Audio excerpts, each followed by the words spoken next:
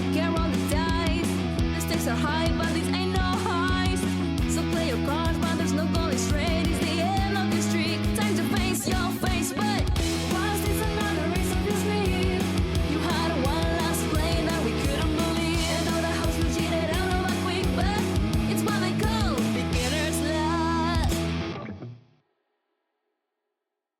And hello, welcome back. I am Larry. I am the DM. This is Beginner's Luck, and you've come to us to our second episode. I am, again, the DM, and these are my lovely players. So, up first, Hi, I'm Bella. I play Annie, who is an artificer, Goliath, standing at 7'2", and she likes organized chaos. Hello, my name is Rob. I play the human, quote-unquote, draconic sorcerer by the name of Gordar Sevrok.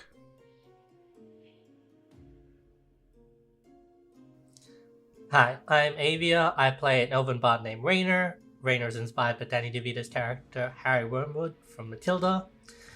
He looks like he would probably fall over if there was a large gust of wind. okay. And a quick question to the three of you in terms of your character, Annie, Godar, and Raynar. Sorry. And the question I posed for the three of you this week would be, what was it like growing up?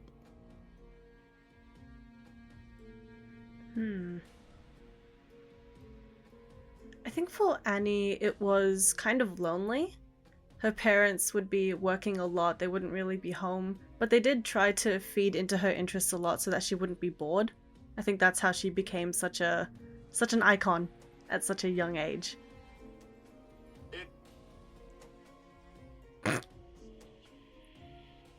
What was that? That was nothing. Just hearing it.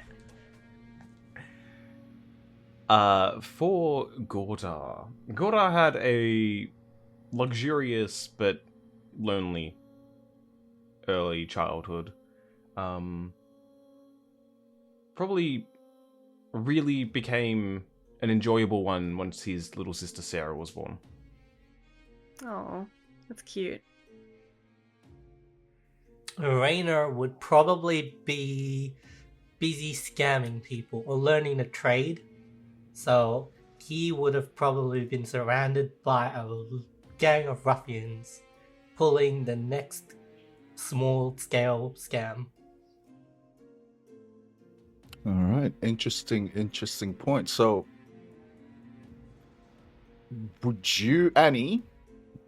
with which borough do you think that Annie grew up in? Oh, I feel like she would have grown up in the Diamond District. So like, oh, okay. yeah, because like lavish enough, her parents were pretty successful. But yeah, it's a pretty big city, so I feel like it would have been too big for her to comprehend at such a young age. Okay. So she probably would have just like stayed in their home, in her room even. Interesting. All right. And Godar, what was it like? How did you have a close relationship with your sister Sarah? Was it? Yes. What was your relationship like with your sister Sarah? Oh, it was wonderful. We played together and spent a lot of time together. The other siblings didn't give us much notice. It was an enjoyable experience. How many was there of you in terms of number of siblings? There were a fair few of us. Let's see. Are you two close of age? We are the closest. We are of the latter of them. All our other siblings are much older. Let's see. And Raynor. So I imagine a lot of it, doing small-time scams and such, you would have been, rather than being part of one of the larger crime families, you would have been part of some of the smaller gangs instead? Probably, yeah. So Okay. when I was there, I was filled with ambition, but unfortunately, ambition's not very big in those places, especially if you're starting off small. So what was his ambition? Oh, I wanted to make it big. I wanted a big house with a bunch of platinum, uh, surrounded by enormous amounts of wealth and the kind of respect that people wouldn't look down on. Yeah. So joining one of the bigger crime families. Yeah. I tried a few times, right? I tried looking at if they had any hot people that I could like marry into, but that didn't really work. Interesting. Okay. We got things to talk about, all three of you. And from there, let us pick it up with the recap. On the last episode of Beginner's Luck, we find ourselves within the home of the most notorious criminals, skilled in sleight of hand, coups of persuasive phrases, and hands that hold the weapons of destruction. The Black Hole Prison. A swarm of prisoners find themselves lining up for the event of the season, the tournament. The prison is abuzz with excitement, worry, and bloodlust, a true gamble for the greedy and brash who would want nothing more than a swift reward or a swift end. Or perhaps even a little fun. There's no discrimination. With the crowd abuzz with cheers and jeers, suddenly falls silent as the warden of the prison, DJ Schlipschlorp, begins to speak, ushering in the start of the tournament. Calling in the first team of prisoners, they face off with the Griffin, only for them to be cut down so swiftly with the crowd's disappointment. With the arena now clear and clean, the warden once more speaks, and the crowd falls silent. DJ Schlipschlorp calls out the next participants. Annie Flint Fingers, a prisoner with such notoriety that her name used to carry such weight. Godar Sevrok, an inmate whose beauty is only matched by his own naivete. Raynor, a coy and tactless debonair, with his sharp ears rivaled his own sharp tongue. And the Bloodletter, a serial killer who bathed in the blood of his victims and ate what remained. Their first test of the tournament? A face-off with sentient brooms, suit of armor, and floating swords and shields. A curious battle to be sure, but one that all survived, aside from a few major scratches and wounds for Godar and the Bloodletter. This group of reprobates was given a moment of respite and to prepare for the next trial of the tournament, whatever it may be. And as you take down the final inanimate object that you all fought, the crowd swells, and they begin that same rhythmic chant, that rhythmic stomping, the do do do do do. Again and again, they're all cheering, and DJ Schlipschlorp up above, looking down on the four of you. Bloodletter also taking in the joys and jeers from everybody in the crowd, screaming, "Yeah!" He's still bleeding. His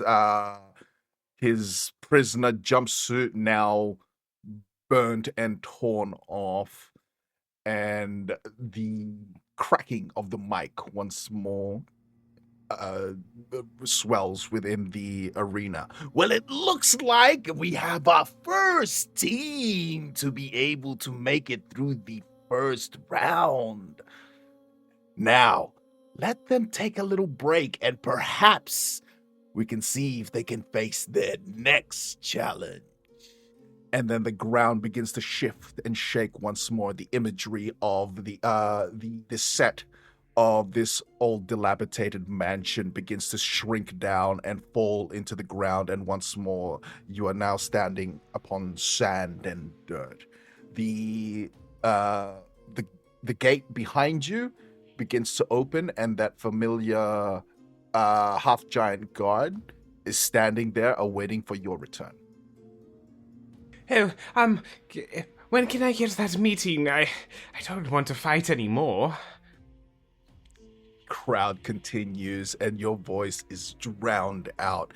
But you see, as you're trying to get the warden's attention, you do see that you notice that the young girl is looking down directly towards you, almost in a sense of familiarity. Oh, hello. Hi. His voice would be completely drowned out by the crowds. Yes, as the others are slowly trying to, heading back towards the gate, you see the bloodletter. He's walking backwards, just still cheering, still bleeding, and a mass amount of blood is like just dripping from him, burnt here, slightly on the face, and he's just going, yeah, yeah, and he backs into the little waiting room. As you're trying to get the attention, you see the guard now walking towards you with his hand on your shoulder. You Oh, need to head back. okay, I guess so. As you all find yourself back into that little waiting room once more, you can see that the fruits and drinks have been replenished. And the setup is all still the same. All four of you walk in, and the guard steps in the last, and the gate closes. From the other end of the room where you first came in, the door opens once more, and an individual walks in, all robed in white with a, what do you call it? Hooded, and it has like trims along his white robe, gold with gold inlays and filigree. It's not so. It's all in terms of his clothing and clothing. You can see that it is very unassuming. The only thing that stands out is the golden inlays and the filigrees and such. Jeez, that's a nice outfit. The three of you do recognize that this is a priest of the Hand of Ilios, known as healers of the city, and he stands there awaiting the four of you. Oh, please, he's just a very slight graze. Please, if you'd be able to fix this for me, I can't. Don't leave any scarring, please. As you approach this the priest that you immediately recognize through his clothing, you now see that it is a older elven individual, very sort of like wispy beard, and he just places a hand on top of your head, to your head, or on your forehead, and you feel almost like a burning sensation, and a bright light almost fills your eyes, and you are now fully healed. Oh, thank you. Girls, no. He's helping, please. So all the snakes have arced up from the blinding light. No, please. I need a drink. There's Just gonna instantly stumble away. There's water at the table. Did you want to go next? Take a sniff. Sorry, what was that? Oh, he just points to Annie. He's like, "Do you want to go next?" Annie just nods and she takes what looks like an apple from the table. Hopefully one that doesn't have a worm in it this time. And she'll just take a bite out of it. It's very decent. Yeah. She says. It wasn't as bad as the last one, but it isn't as fresh as before. You see the bloodletter approach, and he just goes, "Fix me up, Doc. Yes, fix me." And Excuse me.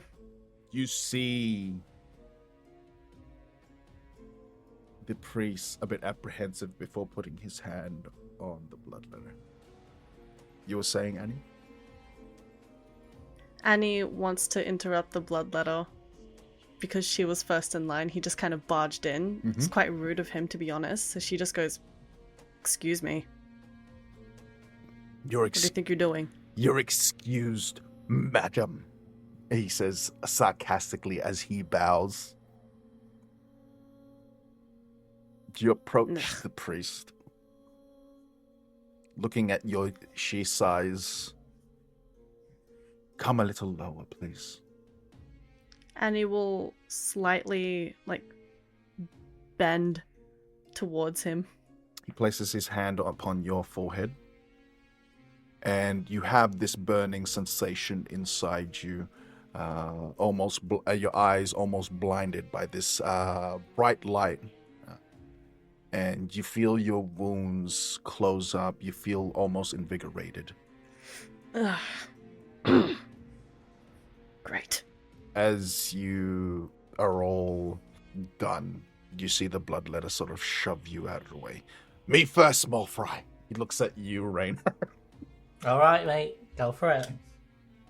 Priest does almost the same thing. Seems to be rather apprehensive of doing so. And he slowly places his hand upon the bloodletter, not saying a word.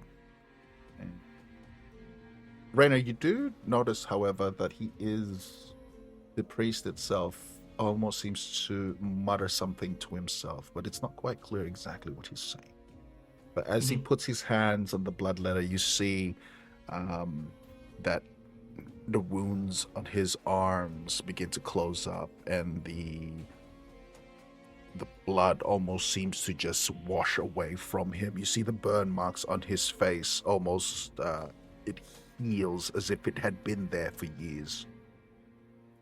And as the priest pulls away with his hand, you just see the bloodletter revved up once more. It's like, yes!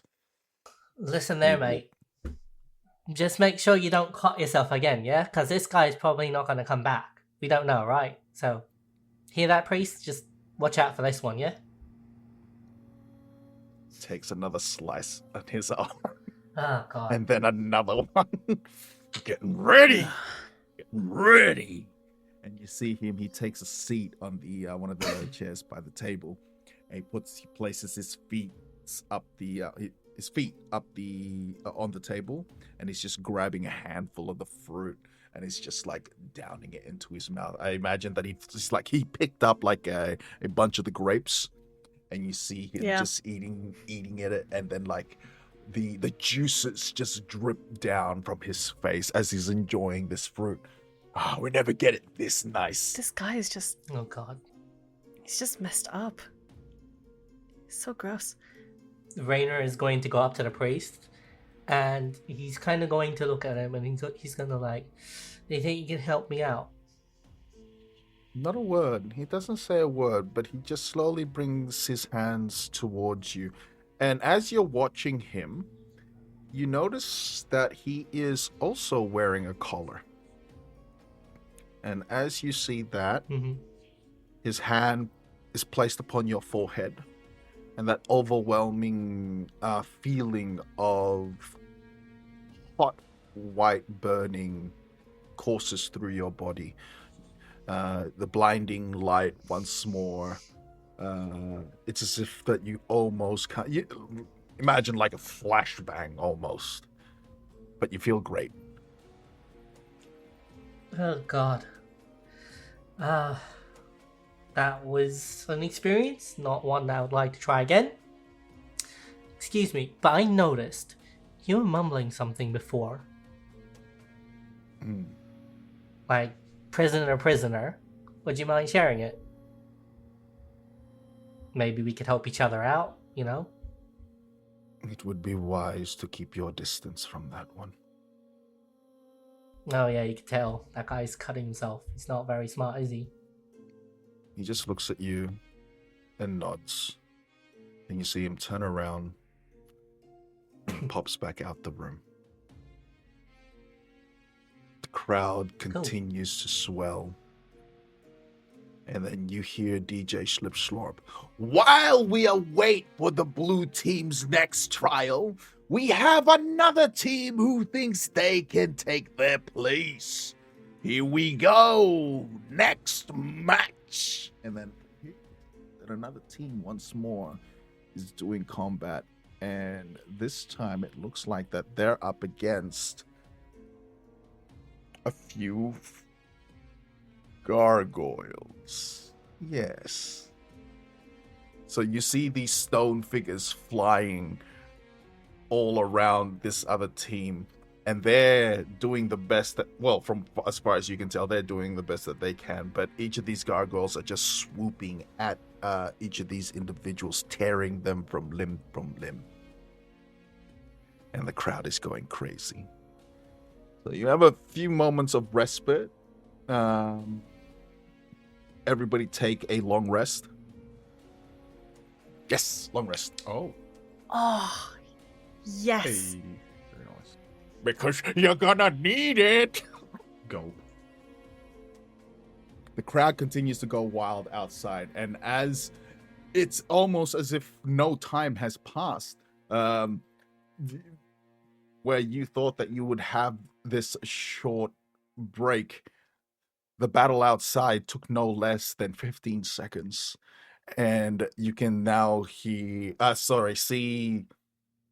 the a few like almost custodians coming out, cleaning out the pieces of what remains of those individuals. You can see the gargoyles are now being corralled back into where they belong, into the opposite cage entrance just below DJ Schlipschlorp.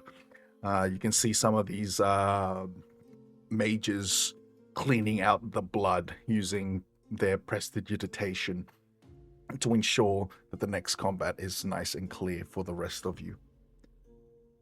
Raynor's just gonna go up to Annie, and he's gonna say, "So I don't know if you've noticed, I talked to that guy." Kind of just mumbles about the priest, and he's like, "The priest let me know that this guy over there, that the bloodletter, he's a bit crazy. We shouldn't trust him. Now, obviously, you don't trust anyone here. That's fine, but." You're also the only one who really managed to do any damage, so I'm betting all my coins on you if I had any coins. How quietly are you saying this? He's saying this like he doesn't really care if Okay. the bloodletter notices.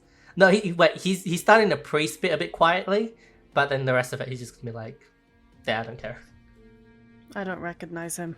And Annie's just going to like put her hand on your head, just go like pat pat, and then move away from you. Right. He's just gonna... That's a little unfair.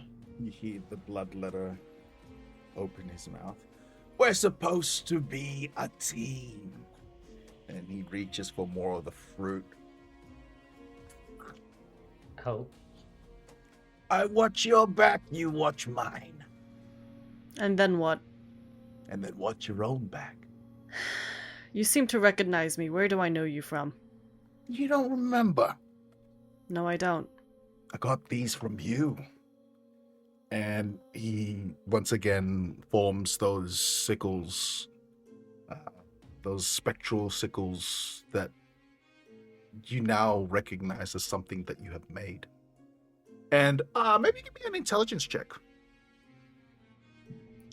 Okay. Ability check. Let's go. Alright, that is a total of 20. Unnatural 20. Okay, you remember a young dragonborn with strange scales that seem to shift and change. Very young, maybe at the age of 12, 13. And you remember making these sickles, and you remember selling them to this young boy. Oh, that was you! Oh my goodness. I can't believe they still work. Well, kind of. After remembering that they're not actually real. They're just in ethereal form. But, oh my goodness. I did not recognize you. So you could say that the blood on my hands are also on yours. Oh, I do not take any ownership. Whatever you do with what you purchase from me is of your own doing. I simply supply. Whatever helps you sleep at night. Annie's just gonna walk away and grab another fruit from the table and eat on that. It's almost all gone, by the way. By the bloodletter. Yeah. You could have saved some for the rest of us. Yeah. Cool. You see it? Cool. Godar is just nervously drinking the water, not just feels like it's sitting kind of like off to the distance, just like go. Pause another. Go. See a smaller guard enter with more water. And at the sight of the bloodletter, you see this guard's hand like shaking with the tray. And he just gently places it down at the table and hurries out the room. Cool. So, you guys are somehow related before this, right? Cool. I'm just gonna take a moment to go over there. So he's gonna go towards where Gordar is, and he's like, "We're screwed. You and me, we're both screwed. These two somehow are in cahoots." Oh no. I'm not supposed to be here. I'm not supposed to be doing this. Look. Right, I'm screwed. Yeah. The guard hears you. The guard hears you saying you're not supposed to be here, and you hear him chime in. Oh, you want to see the warden? Then you're definitely supposed to be here. It was just supposed to be a meeting. I wasn't supposed to be fighting. Oh, this is a meeting. Oh, goodness. It looks like that. The arena is all cleaned up. What do you say we get those winners back out here as the crowd cheers? Now, let's call them forth once more. And then the rhythmic stomping again. As the gate slowly opens and the guard ushers you out. Oh, yeah, and just like slowly starts like shuffling forwards, trying to make himself as small as possible. Come on, handsome. As you walk past, he smacks you on the ass. One of the snakes would lash out. Yeah, I'm sure they would. Feisty, he says. What is your name? Jaren. My father will hear of this. Of course he will. Walks out with a sudden determination. Very good. As you step out first, you see that just before you leave, the bloodletter is like all the way at the back, and it's almost like he's hyping himself up just like before, but he isn't charging in first this time. And you see him, getting himself pumped up like before. He brings forth those ethereal sickles. And you see him again, just like cutting into his arms over and over again. You can see that he's just getting really, really pumped. As you step outside, the crowd swells. You can hear some of them cheering for you. Some voices are yelling out, "Oh, you're gonna die, pretty boy!" And then some of them, you get your whistles, the whee sort of thing like that, and yeah. Godar kind of just looks up at them, just gives them like half an eye, but also enjoying the adoration.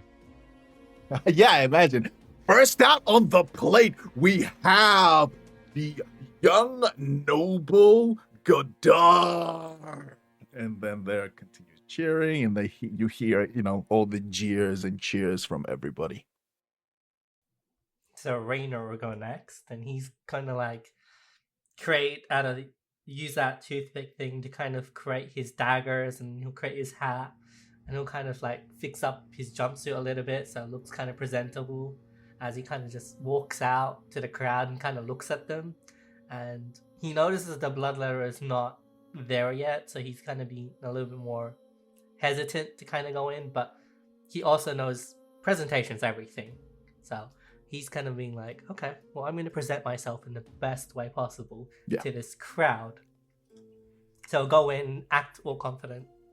So You notice that the guard's disposition has sort of slightly changed towards your group. It's almost as if the last combat, there's not necessarily a sense of respect, but he seems that there's more a bit of not closeness, but he seems to like you just a little more. And as you're about to step out, he says to you, "Yeah, good luck, little one." Thanks, mate. If I don't die, you'll half the coin. So as you step out, the crowd is now cheering for you.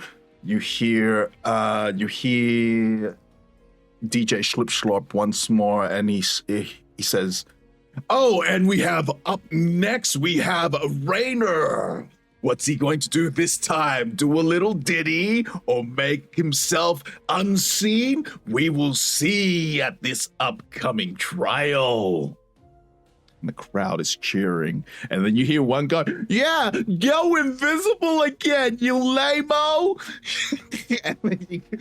and then you hear somebody else rebuttal his point. And like there's like these small arguments close by on like what you would possibly do. Some underestimating you, some overestimating you. You can hear some guy going, "He's holding back.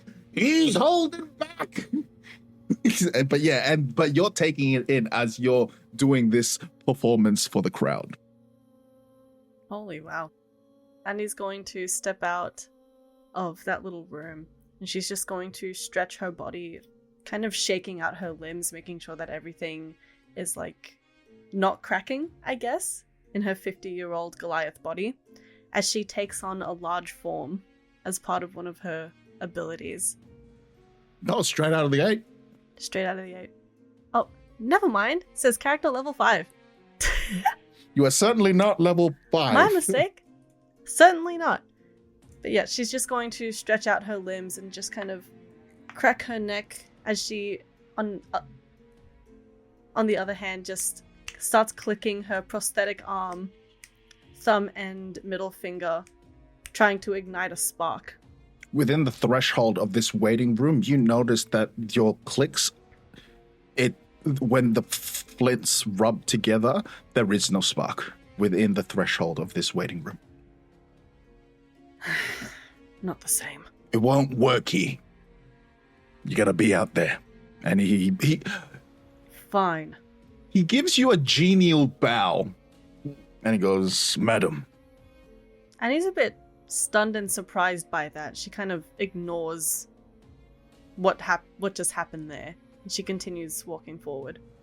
As you step out of the waiting room, DJ Schlipschlop. "Oh, and one of our celebrity inmates, Annie Flintfinger Bones." The crowd goes wild. And some of them, you hear some folks questioning your identity. Who? Others are like, "That's no way, Flint Fingers." And then you hear murmurs, and then you hear some old guy, "Annie, yeah, I love you, Annie." And you look up, and it's just like, it's like, 100-year-old man who's just like with a sign that says, "I love you, Annie." So, and he's like, yeah, go on. sorry. And he's like stretching out her neck, and she's just hearing all of these chants, and she maybe hears the old man screaming, and she kind of looks up, sees the banner, and just goes, "That's about right." As the three of you look, you can see now that the crowd, within that short period of time, some of them have banners.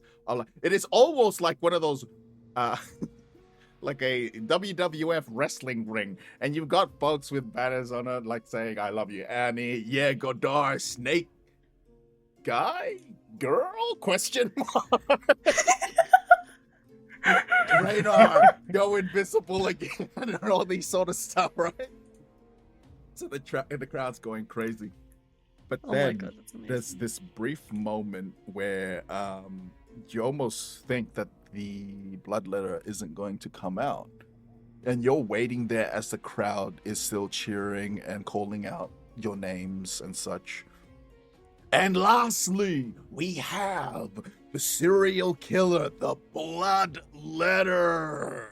and then you see him step out. He is now bleeding. Not well. It looks like he's bleeding. He may be bleeding profusely, but his arms are coated in blood, and he's screaming to the crowd, both arms up, and he's cheering as all the people are beginning to cheer for him. All these prisoners are going fucking wild. Oh, that's my one. That's my one F word for this episode. So he approaches the three of you.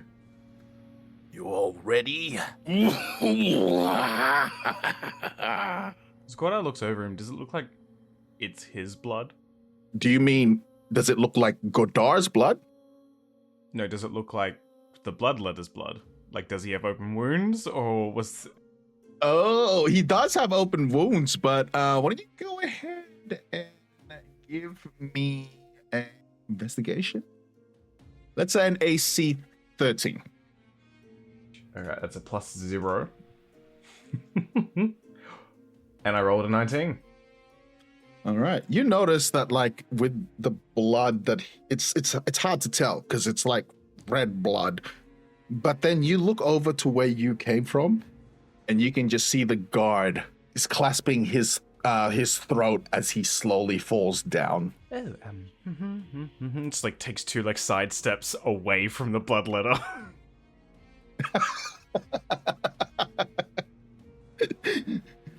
Now we have an interesting trial for these three.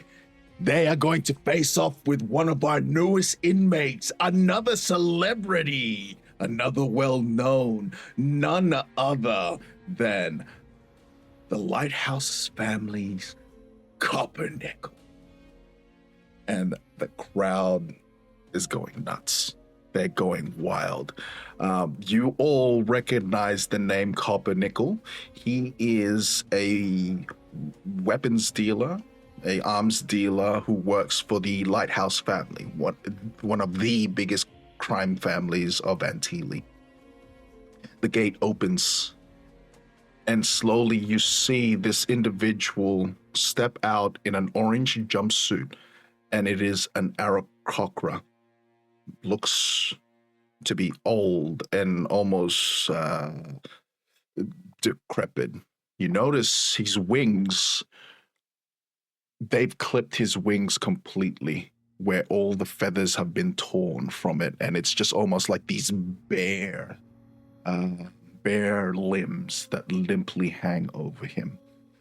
And you see him step out with 2 other guards, and with the 2 guards, he has there's these 2 small objects that seem to follow, and it's 2 little barrels with spider-like legs, mechanical spider legs, following in tow. Annie, you most definitely know Coppernickel. You do not remember him as Coppernickel, though you do not recall his name back then, but he was a fierce competitor. A very fierce competitor back in the day. And he would swindle you, he would undercut you, he would do whatever it took to try and beat you at the business. And for a brief moment, you think you see that he too recognizes you. And you see Coppernickel sort of just straightens himself up, this almost old man, cracks his neck, and you see one of the guards undoes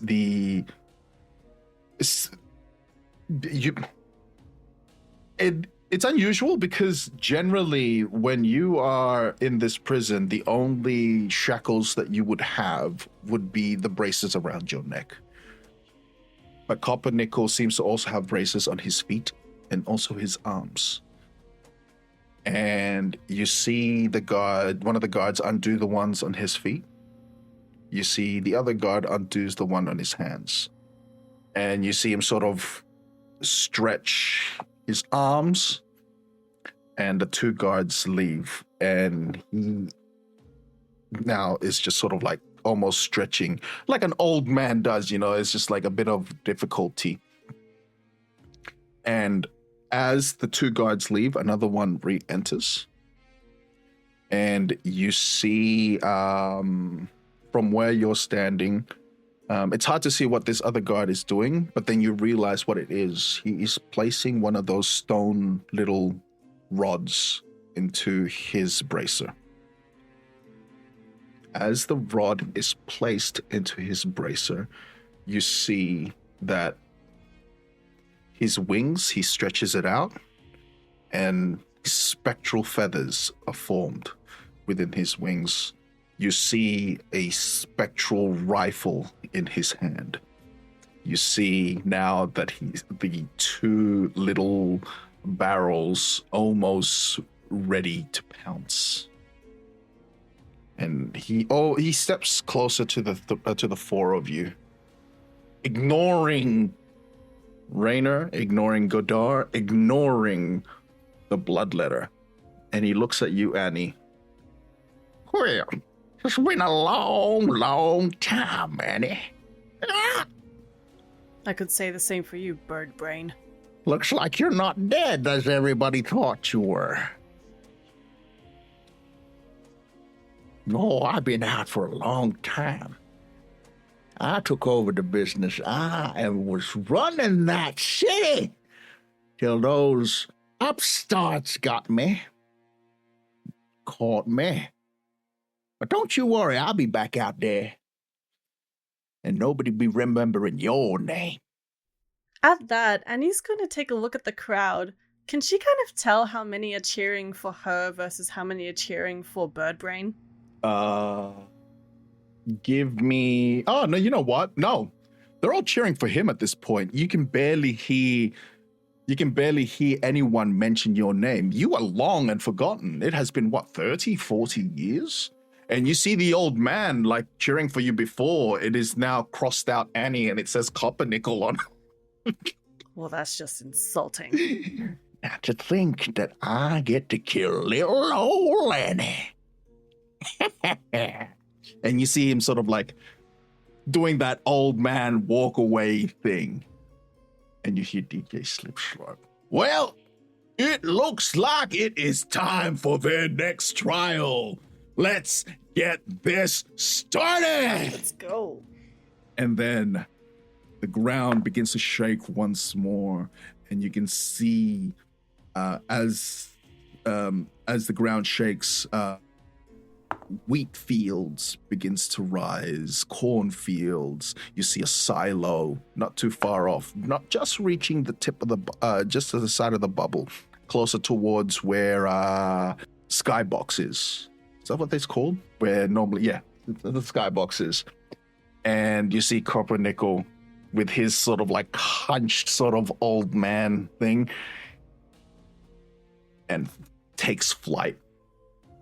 He's up in the air. And let us roll initiative. So, Gordar... Sorry, not Gordar. Gordar's not rolling dice. I rolled a 10. Annie, what did you get? Annie, I rolled an 18 for initiative. Thank you. Raynor? I rolled a 19. Okay. Now. So, it looks like that the bloodletter rolled a 13. Okay. And the barrels rolled a 17. And Copper Nickel rolled a 22. So, the crowd goes absolutely wild. And as Copper Nickel flies up, Annie, you see that the gun in itself, and now you recognize the gun that he is holding. It is Daisy May, is aimed straight towards you. Is it too early to say that there's a shield reaction that Annie can bestow upon herself, or is that a bit later?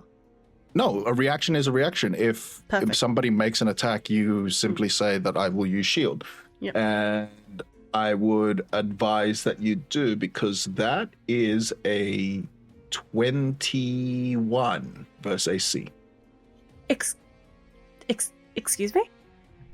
My goodness. Okay. Yep. Annie's gonna use shield.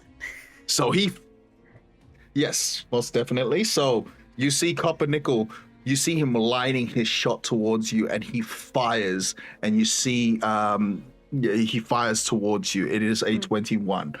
Does that hit with your shield? 5 plus bonus to AC. 5 plus 11 is 16. That hits. You get shot on the shoulder as the bullet hits you. You notice that, like, the way his gun works, it's almost an improvement from your previous designs. And you are going to take 7 points of damage. All right. Let me just put that in. Sorry, not 7. 5 points of damage.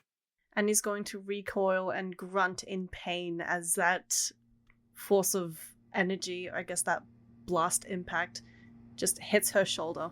And she's going to sort of almost wide-eyed and looking at the ground, kind of smiling maniacally, just saying like, I have a lot to catch up on. Oh, it looks like that Copper Nickel has just winged Annie here. 2 arms dealers? Some of the top. Will they win? Who will win? Find out pretty soon. All right, up next, Rainer. Yep. So you see Copper Nickel up above. He had just fired his rifle towards Annie. She has just got clipped by the shoulders. You now see these 2 barrels are sort of like skittering, and they're like, and it is ready to pounce. Okay. Rainer is going to kind of look at the rest of the group, and he's going to, with his hand, he's going to reach out to all of them, not even touch them, just kind of reach out. And he's going to use aid, which will increase their hit points by 5.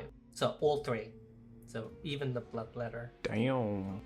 Oh, so they all get temporary hit points by 5, is that correct? By Okay, 5, cool. yes. Our hit point maximum is increased, not temporary, Oh, okay. which we also Thank get you. given the 5 HP. Damn. Well, thank you very much.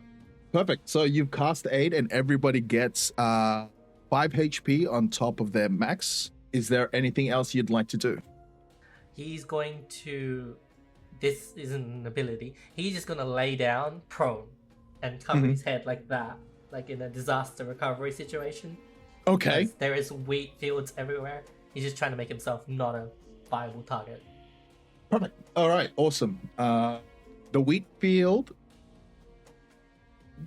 you can see that there, for the most of you, is just at, well, Godar, you would be the standard height here. Because how tall is Rainer again? 5'8", 5'7", 5'9", something like around that. Oh, he's taller than Gorda. Oh, okay. All right. So you are the point of average, Rainer. So the wheat field and is currently just around your waist. Yeah. Okay. So same Godar, it's just nearly up to your chest. Okay. And you guys can just see like the top of the barrels, and you guys can see like movements like around the shuffling of the wheat field and cornfield. Annie, just at your hips, I guess, the wheat field, because you are pretty big. Okay, so you duck for cover. Yeah, so he's Yeah. prone, disaster recovery position. Perfect. All right. So do you end your turn there? Yep. All right. Perfect. Okay. Annie, you are up. Okay. I just have one question. So with the Yeah. little stone needle that was implemented in our collars, are we allowed to Mhm. change or modify what we've selected? Like what shows up in the... Yep. Yeah? Okay. Perfect. So you see the smith's tools that are currently in between each fingers on Annie's left prosthetic arm. You see them kind of fall back into her palm, and just outside of her hand, you see them come back out, but they're no longer smiths, they are tinker's tools now.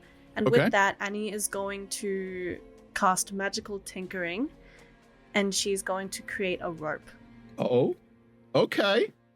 So Annie, you've created this rope. Mm-hmm. that would be your action. Is that correct? That would be my action. Is there anything else you want to? Anything else you'd want to do? I do believe that is it for the moment. Okay. You see that these barrels are like skittering around, and one of these barrels, you can see, Godar, it is getting relatively closer to you.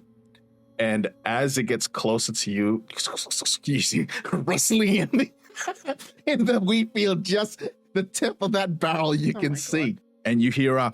Is that barrel moving towards me? As it's getting closer, louder and louder. And then just as you say, is that barrel getting closer towards me, you see this barrel jump over you, right? It jumps over you and you see a compartment as you're staring at it. You see this compartment open up from it and you can see these round balls begin to drop and descend towards you. Give me a dexterity save, DC 12. Oh goodness, no. That is a 7.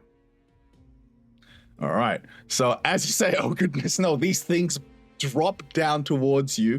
As they're dropping, they, on impact, boom, boom, boom, they explode onto you. And you're going to take 3 points of damage as the barrel lands behind you and you can hear it. 3. What type of damage is that? Oh, fire. Okay. The second barrel, you, Raynor, as you're like down there, you do have cover. You hear that high-pitched whine coming towards you. Now, with cover, you do, we'll say it's half cover. What's the covers in this one? It's half and full? Or is there like quarter and then 3/4? Half cover, 3/4 total cover. Okay, so let's say 3/4. How much AC does he gain from that? +5. +5. And to AC and dexterity saving throws. Okay. What was that on the dex saving throw? Get a +5 to dex saving throws as well. Okay. All right. So you hear this high-pitched whine, and you can hear also the rustling of the wheat, the wheats, and you look up, and you can see this thing just almost flying above you, and a compartment opens, and you see these 3 balls drop down towards you. Because you are prone, I will need a dexterity saving throw of 12 with disadvantage. Okay. But you do get a +5 on it because... And then we'll add 5 to that. So that 13. Perfect. So you, as these bombs drop down, as you're seeing it, you quickly shift yourself and you roll as these 3 bombs drop right next to you. Boom, boom, and 3 of them explode. The radius blast isn't that large. It's almost as if it's just contained within itself. But you, I'm happy these things did not hit you. And you now see, if you kind of look back from your prone position, you notice that the barrel is almost moving in a way where it's like searching. You see the bloodletter. He's looking up copper nickel, and you see him unsure on what he's going to do, and almost in a sense of frustration on what he can do, right? So you see him trying to run. He runs past the 3 of you. You see that both the barrels are like trying to leap towards him. And those who can see the barrels, you see little grabby claws come out and trying to grab him. So let's just take a look, see if any of them grabs him. All right, so he runs forward.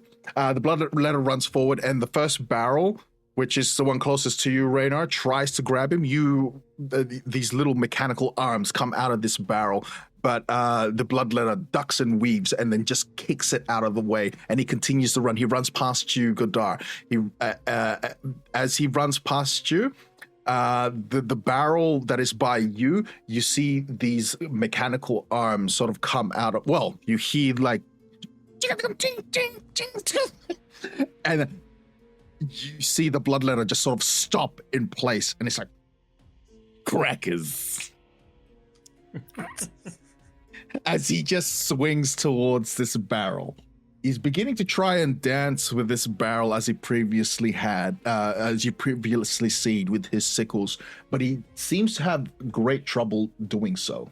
So you're unsure if he is actually making any contact, but you do hear steel on wood. Okay. That was him.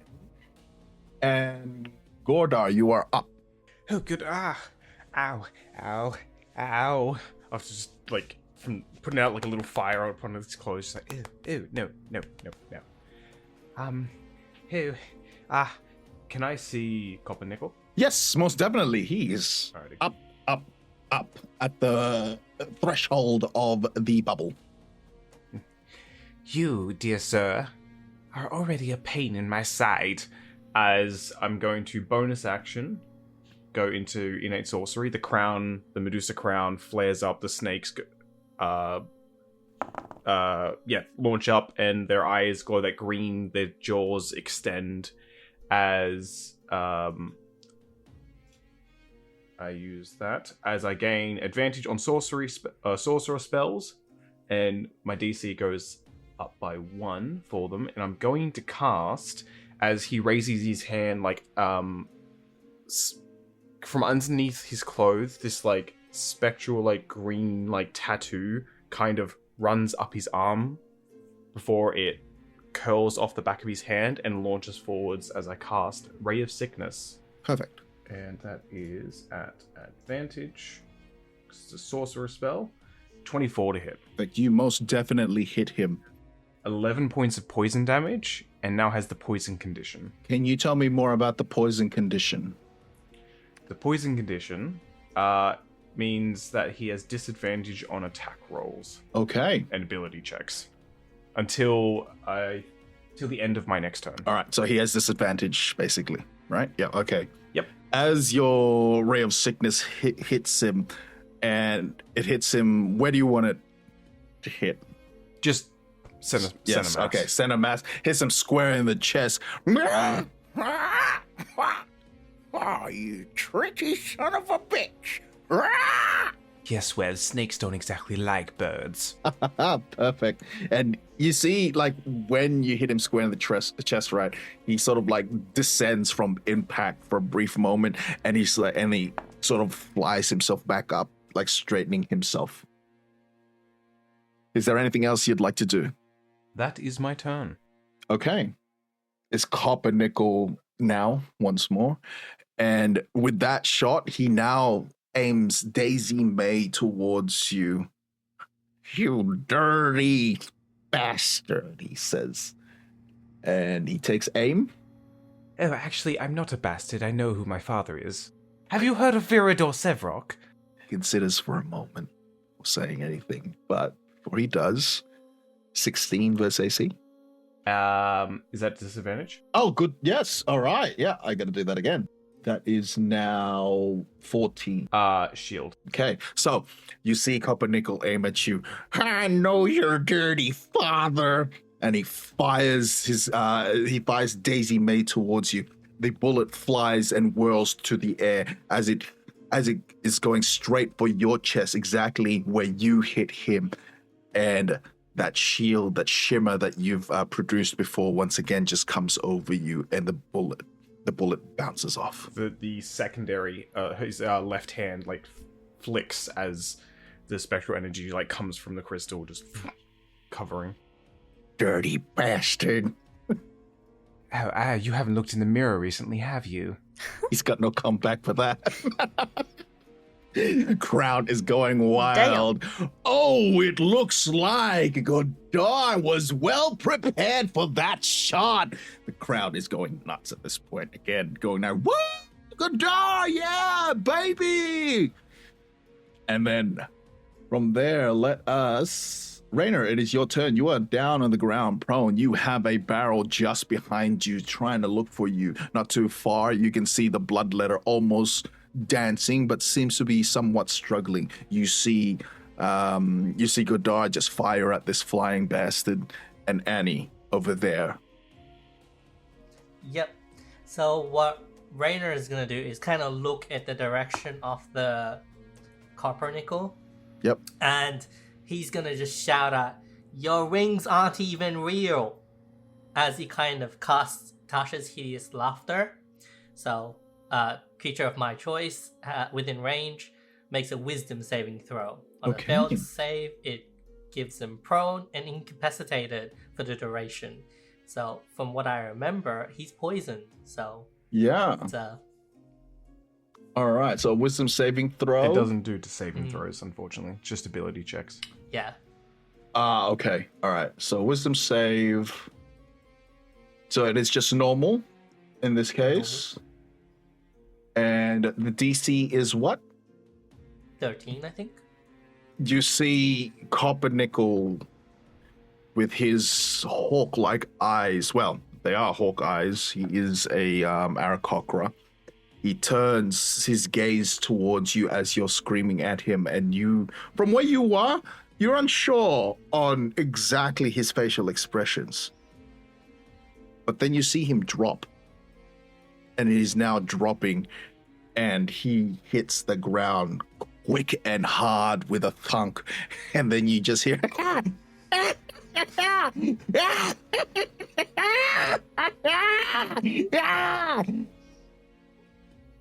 Cool. He's Oh my god. down on the ground. Is there anything else you'd like to do? Yes, I would like to cast Bardic Inspiration on the person next to me. So he kind of looks in the direction of someone who can do something, and he casts Bardic on Annie. Perfect. All right. Now, Did Copper Nickel take any fall damage? That's what I'm about to do. Ooh. So it is 1d6 for every 10 feet, if I remember correctly. Pretty sure, yeah. I think so. It would have been roughly... What was the range of your spell? The max range of on my it? spell. No, sorry, Godar's spell. Oh, on that? The poison spray. What was the max For Ray of max range? Sickness, it has a 60 feet. Oh, perfect. Which is exactly what I was thinking. So it would have been 60 feet up in the air. So that's 1d6 per 10 feet. So that's, what did I say? 6. So that's 66. Just got hit with a fireball. Oh, no, it's 86. Yeah. That is a lot. 66. Okay. So the fall damage, which was a 66, he's going to take a total of 25 points of damage. Ooh, that's nice. Oh, That hurt. wow. Free falling.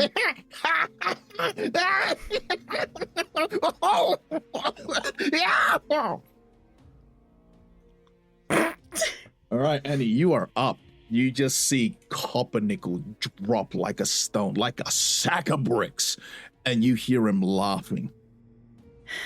And Annie's going to... She's... I hope he's not too far from where Annie is currently. He's closer towards he's at the edge of the wheat field. So it's about because you are all somewhere sequestered somewhere within the middle of the arena. So he's roughly about 30 feet away from you. Okay. Well, because of that, Annie's just going to look to the rope that she just created, and she's going to go, wrong one. And instead, she's going to cast Tasha's Caustic Brew.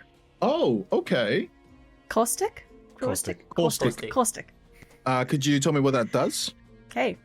So, a stream of acid emanates from you in a line of 30 feet long and 5 feet wide. Annie is walking over to the bird brain.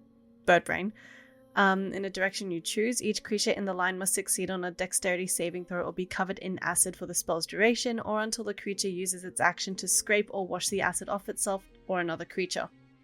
Okay. So describe to me how she approaches Coppernickel, an old rival.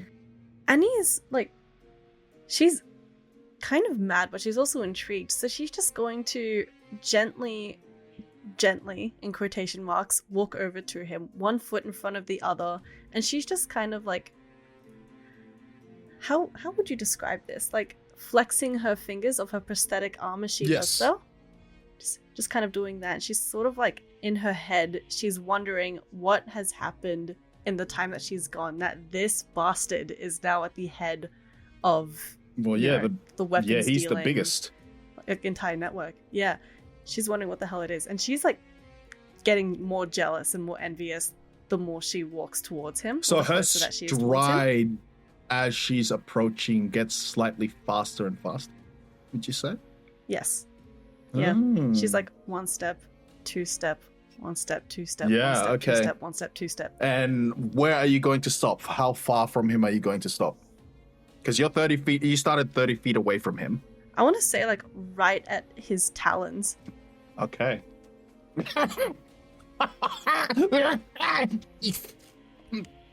You.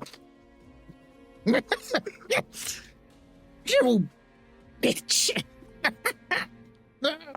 Oh, that wasn't me. But this is. And Annie, with her prosthetic arm, is just going to sort of hover it over his body as you just see little drops of acid kind of come loose from the image of her prosthetic arm, sort of leaking oil. Oh, cool. All right. Okay. So is he going to take initial damage, or is it just at the start of his turn? That is a good question. It looks like just at the start of his turn. Okay. Yeah, because it looks like dexterity saving throw needs to be done first. Yeah. All right. So he'll go ahead and do that. What is the AC? DC 13, I believe. Okay. So as he's laughing and taunting you even from the ground, he got a 7. So your acid drips and is now covered onto him. Up this close now as well, you can see that the ethereal feathers on his wings are no more. You find those bare limbs almost twitching in a way, trying to almost take flight. Okay. Interesting. Very sad. Is there anything else you want to do? One question and one thing. One question. Do I roll for damage? Do we roll? Roll it now, and then just hold on to it. Because that will be the damage you'll take. And all right. And just one thing about Coppernickel, as Annie's kind of looking down on him. Where on his, if at all, on his body, is there any tools that he's holding or any tools that's on his person? Not that you can see. He's holding Daisy May. Okay. Interesting. The ethereal Daisy May in his hands. All right. The barrels. The one closest to you, Godar, is also within reach of the bloodletter. And you can't tell exactly what is happening, but you almost hear a whirring, and an impact hits the bloodletter, almost knocking him over. And both of you will need to give me a dexterity save with a DC of 12. He's the whirring. Oh, that's not good. You hear a... I got a 17. Okay, so as the beeping gets loud, faster and faster, right, and the impact hits the bloodletter, an explosion happens. You are caught in this explosion, right, and you reel back, almost knocking you in on your butt, right. The bloodletter is going to take the grunt of the damage while you're going to take half. Okay. So it's going to be 3 points of fire damage, and he will take 7. And you see from the explosion, you can see pieces of wood and metal begins to just fly off. The other barrel is still circling and looking for you, Raynor. And once again, you see it sort of leap over you, dropping these 3 bombs once more. Go ahead and give me the dexterity saving throw with disadvantage. DC 12. Yep. So I hit a 13, and that's without the +5. Perfect. So once again, you just manage to roll yourself out of the way. I imagine it's just like roll left and then this time roll right. Yeah. So the bombs drop right next to you once more, completely missing you. And it lands this time by your face. And you can see its spider-like mechanical legs in front of you, sort of moving in erratic ways. He's done. It is now the bloodletter. The bloodletter, oof, now free, taking damage, slightly singed and on fire. And he sees where you are, Annie, and realizes on who you're up against. And he yells out, "No, he's mine!" And he charges towards you, Annie. Okay? And he is going to bull rush you. And that is a 19 versus AC. Yeah, that's going to be a hit. Okay. There's 2 things. There's Bardic Inspiration. So I wonder, does that do anything? No, that adds to your attack rolls. Okay. At that, there's a passive ability then called Lucky. Okay. So, luck points, you have a number of luck points equal to your proficiency bonus. When you roll when a creature rolls a d20 for an attack roll against you, you can spend 1 luck point to impose disadvantage on that roll. Okay. For those listening at home, my face is at a sense of bewilderment because I was not aware that Annie had lucky. All right, so the initial roll was what did I say, 19? So you said 17. Did I say 17? Pretty sure I'm pretty sure I said 19. Yeah. All right, but it's at a disadvantage, so I'm going to roll it again. And okay, so use your luck point. You see the bloodletter now as he yells, "No, he's mine." You look back and you see the bloodletter charging straight at you, and you see him about to tackle you out of the way, but you manage to sort of just. Your reflexes may not be what it used to be, but you swivel out of the way as he goes diving straight, and he hits the wall hits the gates just beyond you onto where he drops. And you see him stand up. "He is mine!" And you see him raise up both his sickles to bring it down towards Coppernickel.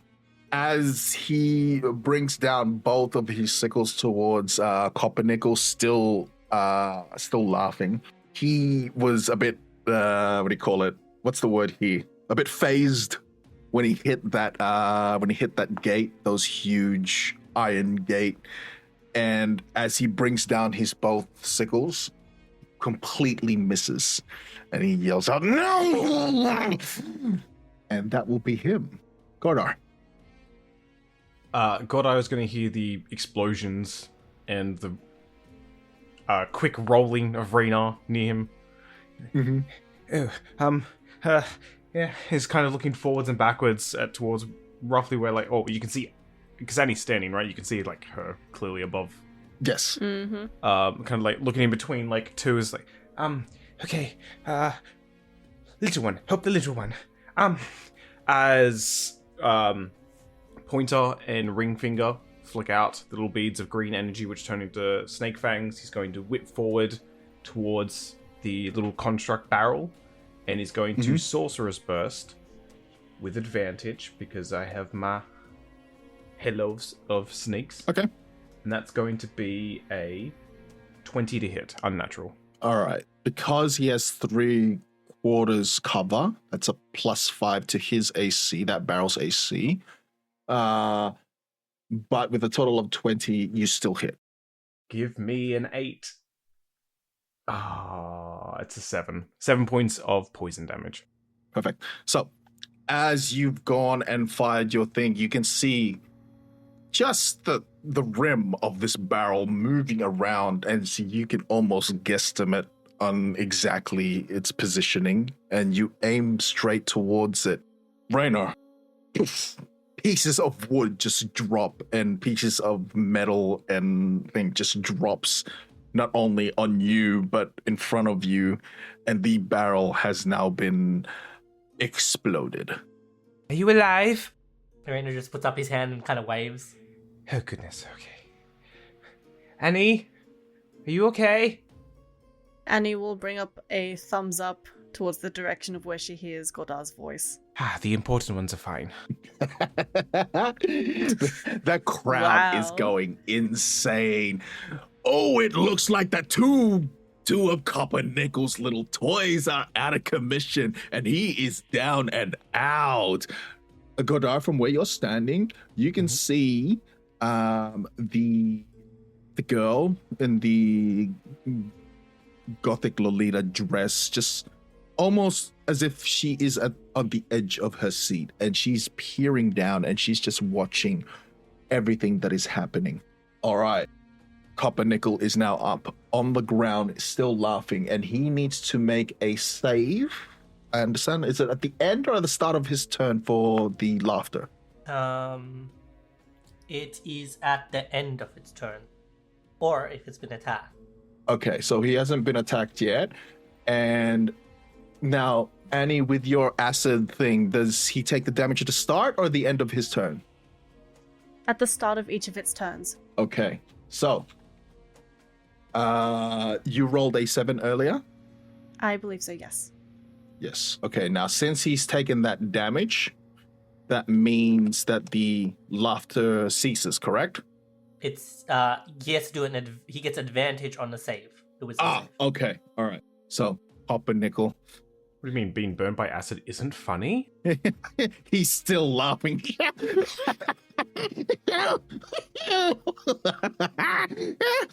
He stands up. I'm gonna take your head, girl, as he aims the rifle. Because you said, you're right at him. So 5 feet. So he aims at you point blank. He's going to have disadvantage on the shot towards you. Oh, no. Actually, he's not going to do that. No, he's laughing. He's laughing so much, right? And when he says, he doesn't say he's going to have your head. Oh, Annie, I'm going to take your eyes. That's what he says. And he lunges towards you. And he is going to peck your eyes out. That's messed up. Give me a dexterity saving throw, please, of a DC 16. Oh, the chicken's still alive. All right. Can Annie add bardic inspiration to this that she had earlier? Yes, Perfect. I think so. Or did they change it for 2014? Because I remember there was a change for bardic inspiration. I believe I need to roll a normal dex save first, and then I can add bardic inspiration. You can. It's for when you fail a D20 test. So that's how they describe just any D20 roll. You can do it when you fail rather than saying beforehand. So if you know you failed, then you can add it to potentially succeed. Perfect. All right. So what was your total roll? Okay, so that's going to be a 5 plus 10 for the saving throw, putting it at 15. Okay. So as he's laughing, saying that he's going to have your eyes, okay, he's now going to, he is just all over your face, right? You can feel him on you as he immediately lunges towards you. You can feel his beak pecking at your face. Get off of me! And 16 versus AC. AC 11. Okay. And so you're going to take 6 points of damage. And you are also blinded. Oh, great. With that, Annie is going to pull together her giant storm ancestry. Mhm. Thus, when you take damage from a creature within 60 feet of you, you can take a reaction to deal 1d8 thunder damage to that creature. So Birdbrain's gonna get cooked. So he's still laughing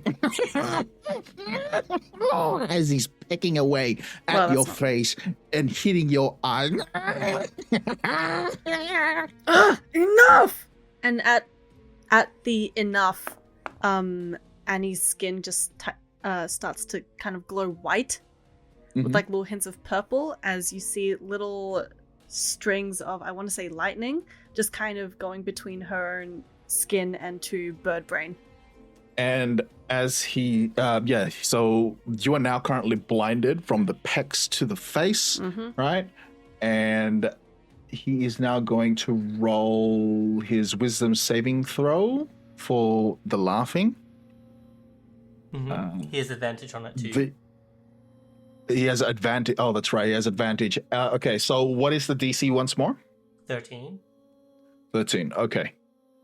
So he rolled a total of 13, so meets beats. Okay. And I'm going to take care of you. I'm going to take care of the big guy behind me. I'm going to take care of that little bastard. And I'm going to take care of that snake boy over there. Okay. Rainer, you're up. Can Rainer hear that? No, so it was low enough. Okay. Just, it is 30 feet away, so. Yeah. Alright, so Rainer is kind of going to see him kind of go up and start pecking Annie's face as he kind of just screams out, "You still haven't answered my question about the fake wings. Is it like a medical condition? What happened? I can see the stubs." Okay.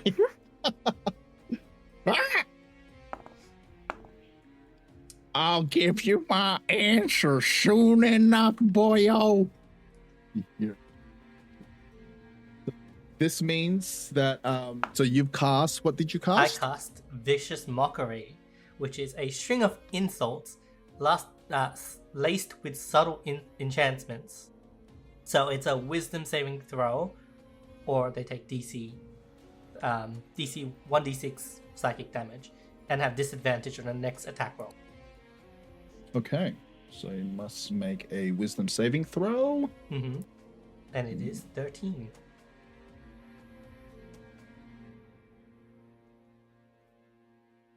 Okay, so he rolled a total of 4. So he must take 1d6 damage, is that correct? That is correct. How much did he take? He gets a 1 damage. Okay. He did have his comeback, and he said he will answer your question once he gets to you. And just as a bonus, Rainer is kind of going to look at Gordar, and he's very impressed that Gordar was able to destroy these chests. As he kind of, with his thing, he's gonna be like, "Go, go, Gordar!" As he casts Bardic Inspiration. Perfect. Cheerleader. I love the callback to a Inspect the Gadget. So, is there anything else you'd like to do? That is his turn. All right. Annie, you are up. You are currently blinded. You can sort of sense copper nickel within your vicinity, but you're not entirely sure where. And Annie's going to shake her head and try and get her bearings, sort of trying to remember who's directly around her, preferably within 15 feet. Okay, well, you know that from what you last remember, both Copper Nickel and Godar, not Godar, sorry, the Bloodletter is well within 15 feet of you. Perfect. Annie's going to cast Thunder Wave from herself. All right. Tell me about Thunderwave. Hey, so similarly to how she casts it or Thunder Wave itself? Both. So, Okay. So, Thunder Wave, you unleash a wave of thunderous energy. Each creature in a 15-foot cube originating from you makes a Constitution saving throw. On a failed save, a creature takes 2d8 thunder damage and is pushed 10 feet away from you. On a successful save, the creature takes half as much damage only. From the reaction that Annie had from Birdbrain pecking at her face, gross, by the way, her skin continues to illuminate a white and purple as, larger streams of thunder and lightning come out of her. And it kind of comes out like in a square shape, but it sort of spirals into the outline of a square from where she's standing. So it is a Constitution saving throw. So that means both Coppernickel and the Bloodletter must make a Constitution saving throw. So we'll go first with the Bloodletter. He rolled a total of not very good, which is a total of 7. Perfect. Yep. And Coppernickel, Please. a total of 18. Damn. Could I, as a Rainer, use cutting words, which is using my wit to supernaturally distract, confuse, or sap the confidence of his ability? So it's an ability which, if anything I can see within 60 feet makes a damage roll or succeeds on an ability check or attack roll, I can take a reaction to expend one of my bardic inspiration. So that will hopefully minimize how much you got. Okay. Go right ahead and roll that. But tell me first, how exactly do you distract him? He's gonna be like, "You're not going to tell me anything, mate. You're about to die." And he just kind of points towards Annie. As you yell that out, he momentarily looks towards you. That is 5. Okay, so we take 5 away from his roll. So it was previously 18, so it is now 13. What was the DC again, Annie? 13. Meets beats. So he will take half damage, and he will not be pushed back, while Bloodletter will take the full brunt of the force, and he will actually be pushed back towards the bars. So go ahead and roll that damage for me, please. What? I hate my dice. Damage is a total of 4. A total of 4. Okay, so he will. So Coppernickel will take 2, and the Bloodletter will take 4, and he is pushed back, and through the impact, he will take an additional damage of 1d6. He's going to take an additional 2 damage, so he's going to take a total of 6. But Coppernickel only takes 2. I hate my dice, man. I hate my dice. As you cast your Thunder Wave, you can see that Coppernickel reels back and resists the force of your spell. But then he turns around and he goes straight for the Bloodletter, and he aims his rifle towards the Bloodletter, firing it. He's taking a legendary action. Wait, did you say legendary action? Yes. Oh, no.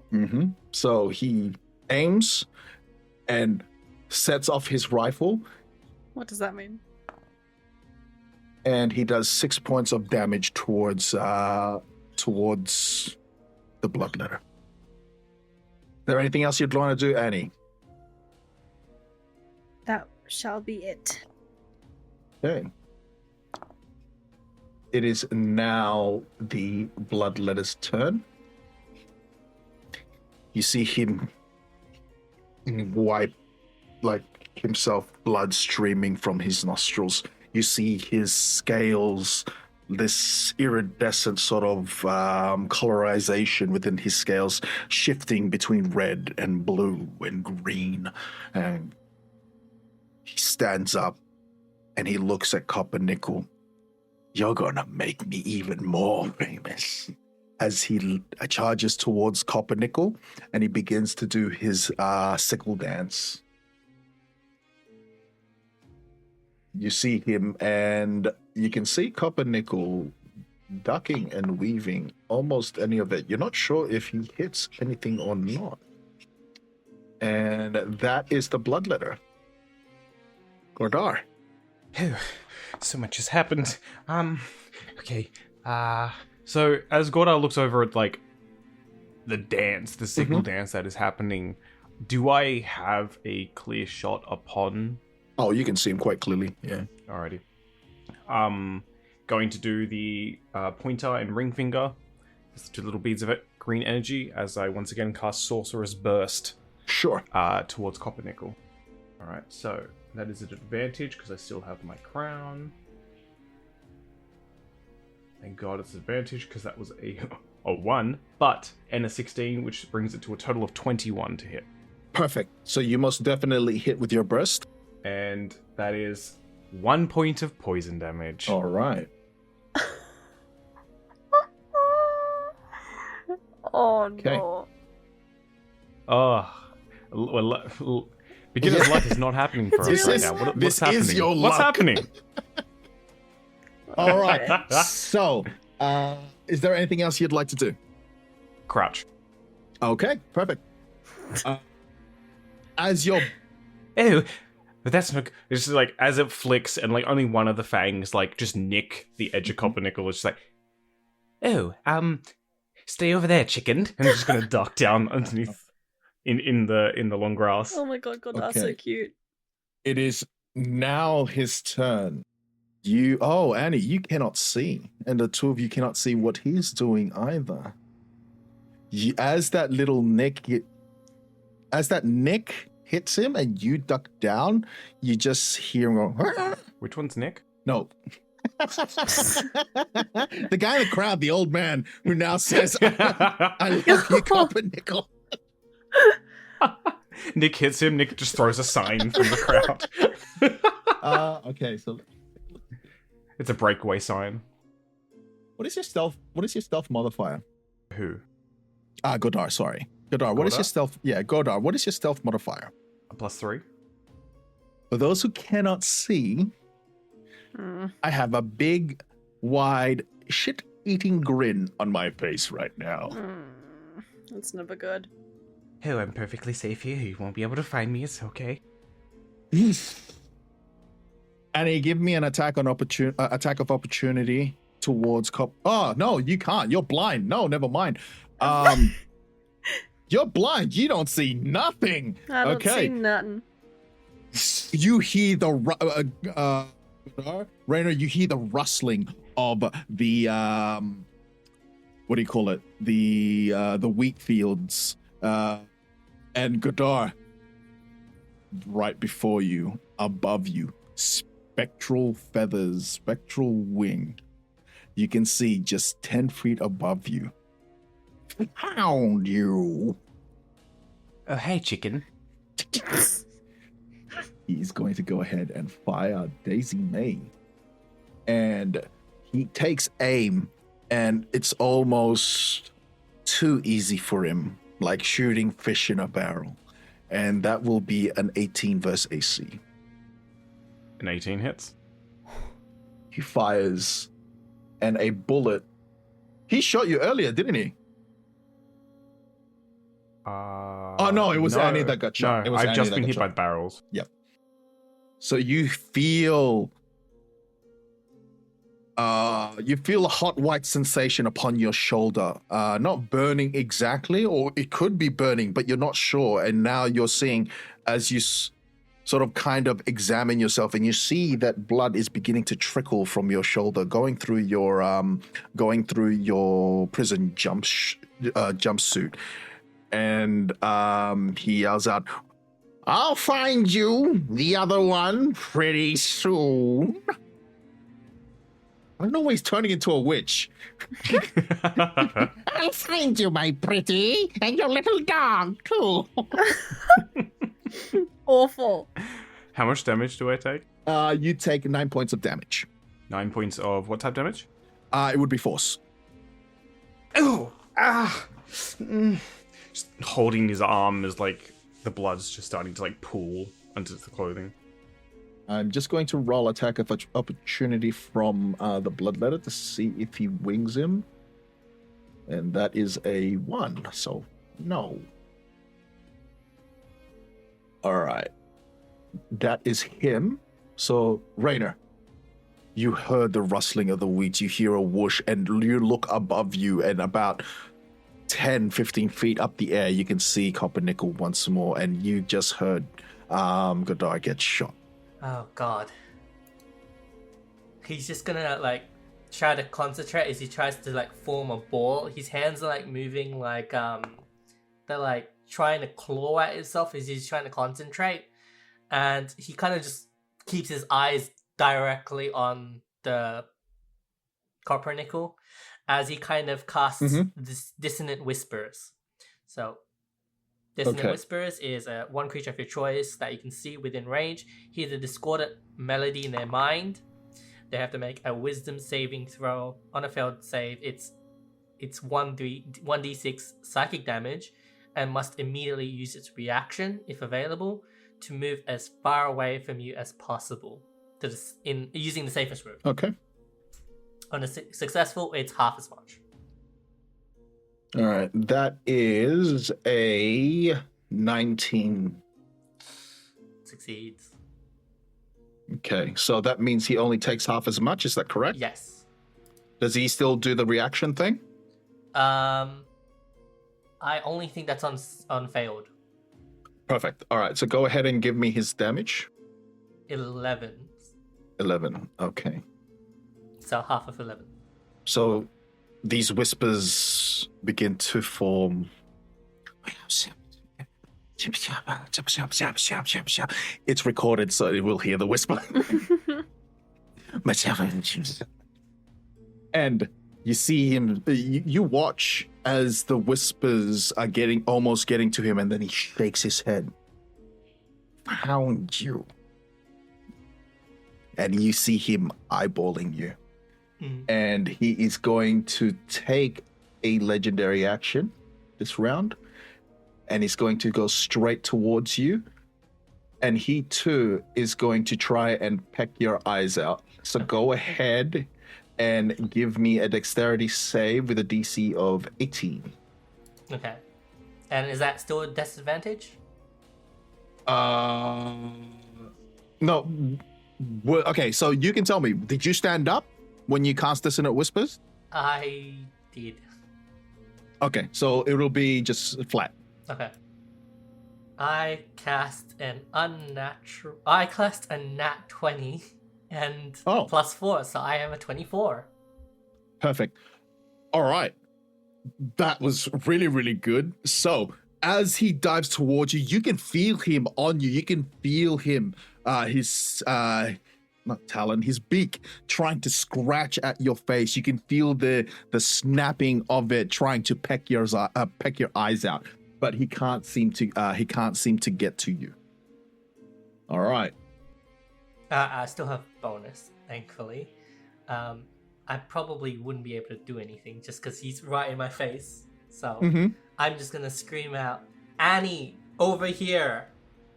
and hope that direction would kind of help. Okay. Cool. All right.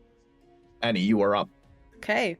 So upon hearing Rainer's plea for help, Annie's going to continue just like ducking down, going at her face, trying to remove like all of the blood and just trying to like open her eyes again. Just go, "Oh my god, I got it!" And just in her left arm, you can kind of see the tools switch out from Tinker's tools to Smith's tools as she prepares to create an Eldritch Cannon. Okay, let me action. just double check here. Okay, so your action is going to create a cannon? Yes. All right, you're doing the best as you can, as blinded as you are. Okay. You managed to put your cannon together. Which cannon are you... Oh, it can switch, wasn't it? It can switch, yes. It can switch now whenever you want. Okay, now just give me... What was it? Oh, no. And as you've completed it, your eyes and your vision sort of clears up as you've been trying to clear the dirt and everything, the blood and the scratches, and your vision is beginning to come back to you, and you can now see, so you're no longer blinded. Yep. Great. Okay. Is there anything else you'd want to do? Any bonus actions? Ah, stupid bird brain! And she's gonna yell for the bird brain, and she's gonna look towards Raina's scream and cry for help, kind of seeing him being devoured by a chicken. And You see him sort of you can see copper nickel just on him. Raina like almost waist deep in this wheat field. Godar, you don't see Godar anywhere. Is the bird still covered in acid? Good question. That is a Yes. question. Yes. Has Annie he taken should- damage for he will- concentration? Yes, Annie had taken damage. She has taken damage, but she did not roll concentration. If that is a concentration spell. I So, believe go it ahead. is. It Yep. is. So go ahead and roll that now, and if you succeed, that means copper nickel will take damage. How do I roll for? How do I roll So for that? D10. It's a roll a D20. Constitution save. Oh, that's it. Oh, Yeah. okay. Con save. All right. I hate my dice. So for that con save, I rolled a 6. Okay. So we can say as copper nickel flew through the field, like the acid sort of just like not washed away, but sort of like dissipated in his flight towards the other two. Just All right. a quick thing. Yep. I just checked the spell thing. It says that a creature covered each creature in a line must succeed on a dexterity saving throw, or until a creature uses its action to scrape or wash the acid off itself or another creature. Okay, so it doesn't come off I don't even think if it she's comes failed off her unless concentration. they have to use an action to remove it off them. Okay. Well, I will- it's a concentration. Yeah. It disappears when the concentration Okay, that ends, makes which is sense. what just happened. Yeah. Okay. Cool. So we got that. It is now the Bloodletter's turn. Furious at you, Annie, and also furious at the fact that Coppernickel was once again away. You just see him charge forward, yelling, and he's yelling at you, Raynar. He's like, "He is mine!" And he's running towards, and he's going to go, and he's there amongst the both of you. And he is going to roll 2 attacks, one at Coppernickel, and then one at you.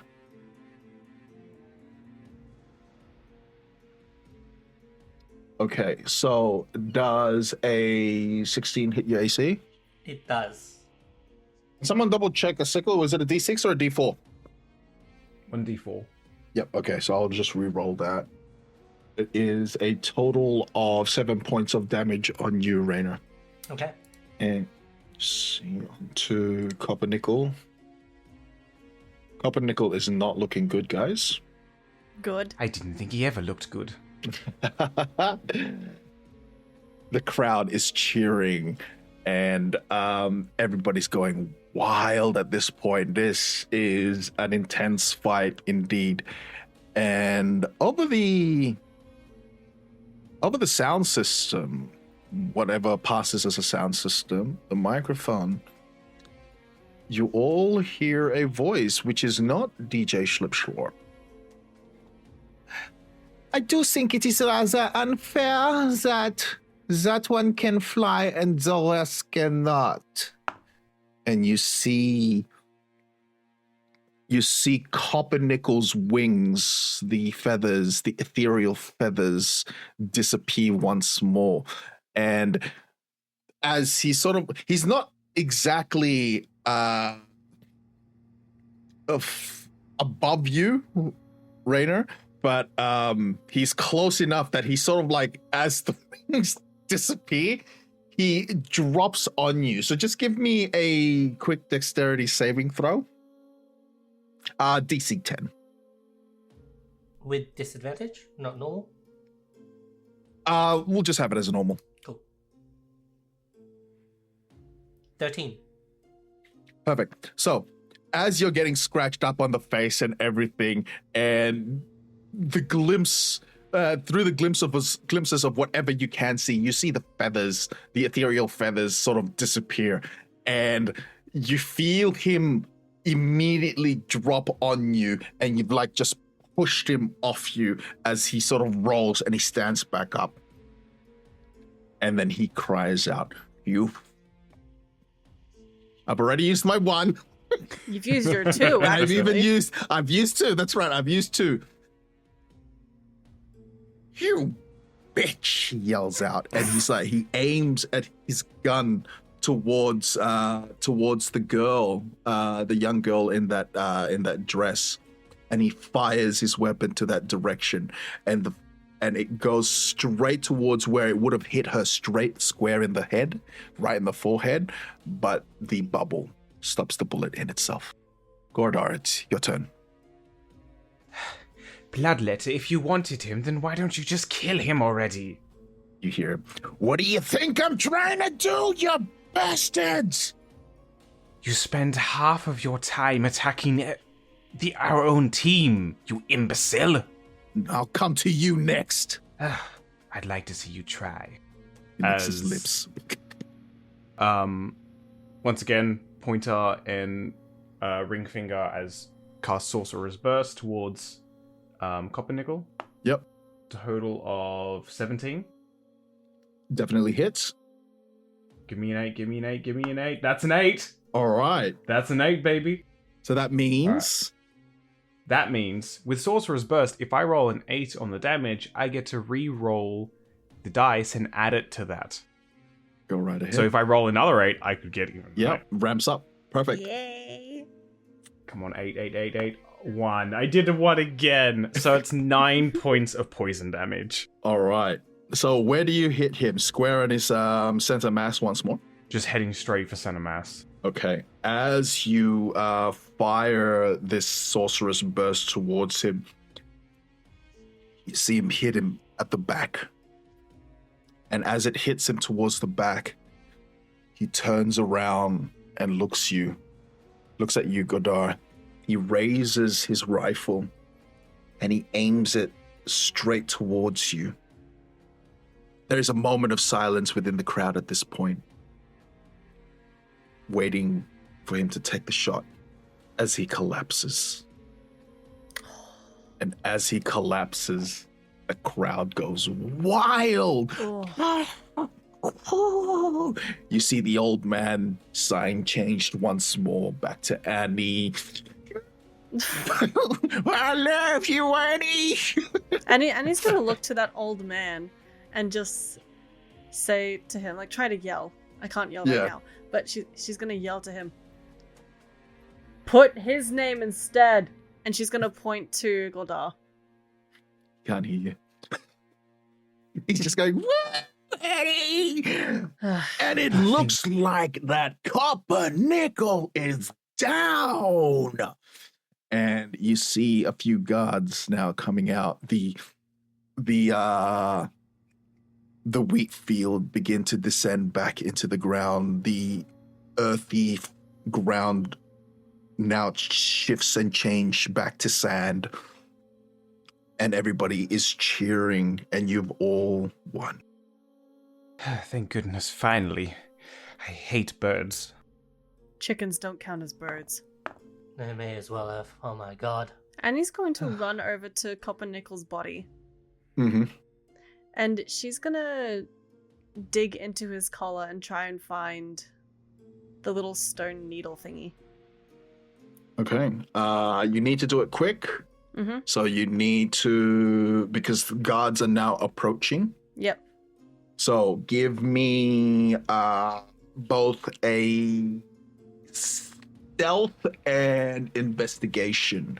So investigation 15 with a stealth of let's say 15 as well. Okay, so for the stealth that was a 7, and for the investigation that was an 18. Okay, so you find the exact slot on where it is, and you're fairly certain currently with the tools that you have, you may be able to pry it out. Maybe, but it is it is going to be very, very difficult considering considering where you are and how time sensitive it is because the guards are approaching. So I am going to give you, what role would that be? Because I imagined you want to take it out. Yes.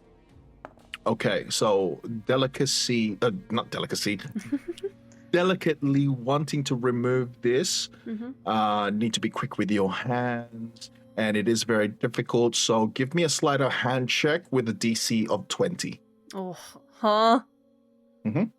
Nah, man. Could I help with this? Because they weren't very stealthy. You can try to assist, but remember you are being her stealth was a 7, so you don't know if whatever is happening can be seen. Oh, man. Okay. Cool. Come on, D&D gods. Yeah. Ah, Okay, so dang. how are you assisting him? Assisting her, Rainer? I'm gonna. Depends on how much I see. Perception. So Well, What do I Coppernickel see? is right there. You see Annie right in front of you, and you do see Yep. two guards approaching. Okay. What I'm gonna do is stand up, kind of like in a little jumpy thing, as I kind of fix my jumpsuit. I'm gonna look at the crowd, and I'm gonna be like, "Is this what you guys wanted? Look at this." As I kind of go, I'm just making a performance so that the guards will have a harder time. All right, so go ahead and give me. concentrating on what I'll give you an advantage on that sleight of hand check. So go ahead and give me another roll. At advantage or no? Just normal. You already had an advantage, so that's why you're True. rolling again. 11. 11. Okay, so this is. You think you understand how the mechanism works, but at this point where you had that understanding, you were wrong. You were sorely wrong, and there is no way of, with the current pressure that there is, no way of you popping out this piece of rod. Damn it. The two guards approach, and you see them pick up Coppernickel, and they're dragging him away. He seems to find himself once more as he's being dragged away, and he sort of tries to struggle against the guard. You see one of the guards have popped out that little rod that you were trying to get from him. And he's sort of twisting and turning. I'll get you, Eddie. I'll get the three of you. Don't you worry. I'm going to get out of here, and I'm certainly going to get you three. As he's being dragged. I swear on it! But please take your time. Crowd is cheering. It looks like that they have won. Oh, this might be the very end of this game today. So, head to the exits, return to your cells or to your appropriate floors, and get the hell out. And then you see crowd now beginning to return on where they need to go. Guards, a multitude of guards redirecting all these prisoners, and everything is slowly being emptied. From where you're standing, you can see the young girl just standing, watching the three of you, and you also see DJ Schlipschlorp standing with her. Maybe you three give me a perception check. Oh, perception. That's a 12 for Gordar. 12? Annie? That's a 4 for Annie. Rainer? It is a 7. Okay. So the crowd begins to sort of dissipate and return to where they need to go. You now see a new guard, by the way, where you guys came from. The guard previously that the Bloodletter has dispatched is no longer there. and the bloodletter is eyeballing you, Godar. And he comes real close to you. That was my kill. Well, you took your sorry time. That's my fucking kill. Ah, that was number 4. If it was your kill, you wouldn't be wasting your time attacking your comrades. And we are not out of combat, folks. He is going to go ahead and swing at you. You see the guard that, the new guard, he's now approaching the 4 of you. And as his guard's getting closer, the bloodletter is going to start doing his dance towards you, and like a lot of the prisoners have stopped. Oh, it ain't over! People are yelling out. So the first one, it is a... Okay. He rolled a 1. So as he starts to spin and dance, DJ Slipslorp, that is enough! The game has ended! And you see him bang down the microphone onto the ground, and it rings at that high pitch whine. It is almost deafening at this point now, and it is piercing through your ears. And as the bang and clang happens from the microphone, you see the ethereal sickles just disappear. The ethereal armor that he wears is like no longer there. You all find that all your ethereal gear is no longer with you, and even your hat, it is not there no more. And the bloodletter looks at you. Just you wait. I'll get you. As he slowly walks away. The guard now, this new guard, it is a minotaur. He's towering at about 8 feet tall. And he has his little prison guard badge. He has his morning star. And he stares at the ones who are remaining, and he just raises the morning star, and he points it towards the waiting room. I guess you can finally speak to your warden. I do hope so. This has been a horrible day. Indeed it has. And Annie's gonna sadly look at her rotten wooden stick of a prosthetic arm. Yep, it is now back to the as you're all sort of like walking towards the waiting room, as you each pass the guard, you notice that he would stop you momentarily. Same with the bloodletter, and you see him pop out that little piece of rod on each and every one of you. Oh, I hate this feeling. I need to get this whole thing sorted. I'm not even supposed to be in here. Godar, you feel like there's something missing inside you. When that rod came off, you feel empty. Don't worry, girls. Oh man, I just miss my hat. Anyway, it was a nice hat. It's not as good as my normal hat, but your hair snakes. Oh, the girls. Yes. Yeah. Are they meant to be doing that? They're like asleep. At this point, because it'd be the end of the minute, they would be, starting to curl down. Yes, it's, they've been with me as long as I can remember.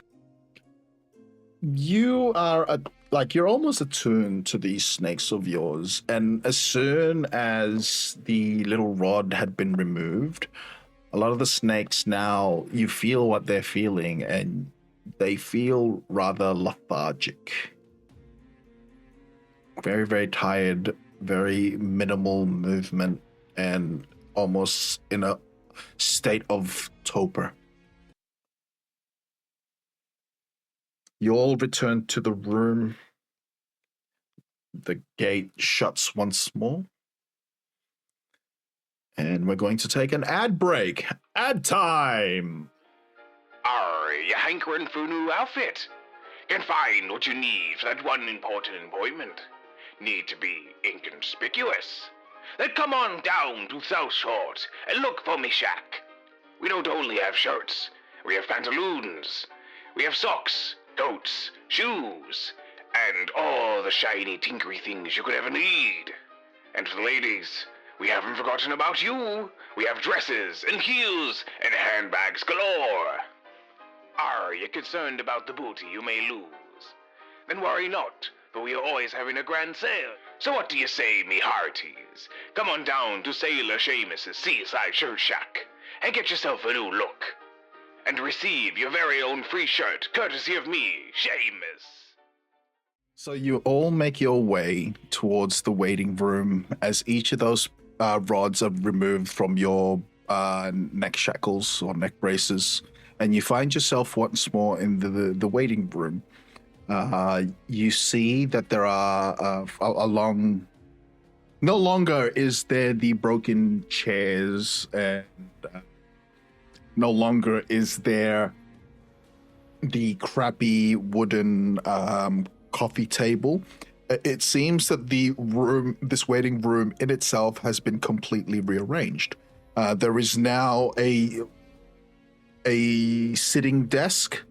Upon the sitting desk, there are 2 chairs, and closer to you, you find that there are four comfortable chairs.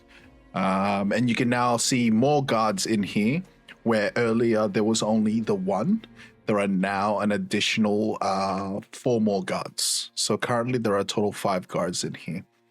As you all enter, you find that the bloodletter has already taken a seat on the chair.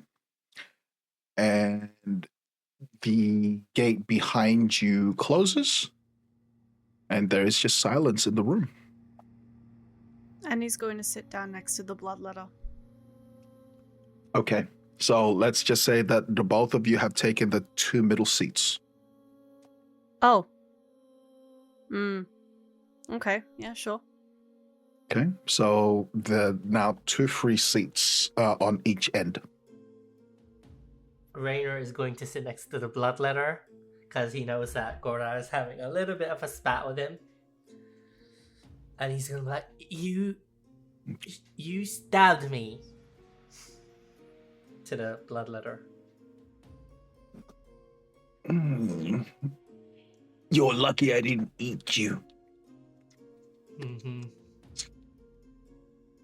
He's just sort of like relaxed on his chair. His arms are like covered in blood and dirt and muck.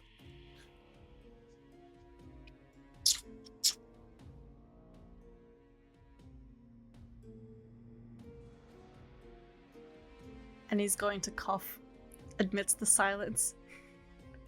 It is like cutting, what do you call it? Cutting a blade through butter through this silence. It is almost deafening. You hear the crowd outside slowly, the noise slowly becomes nothing more than hushed tones, murmurs, till it's nothing. The guards do not move. They are there, stand still. Gerard, do you take the final seat? He does. You 4 wait on this seat. And which in abject silence. And what seems to be an eternity, 2 minutes, 5 minutes, 10 minutes, and it is just silence.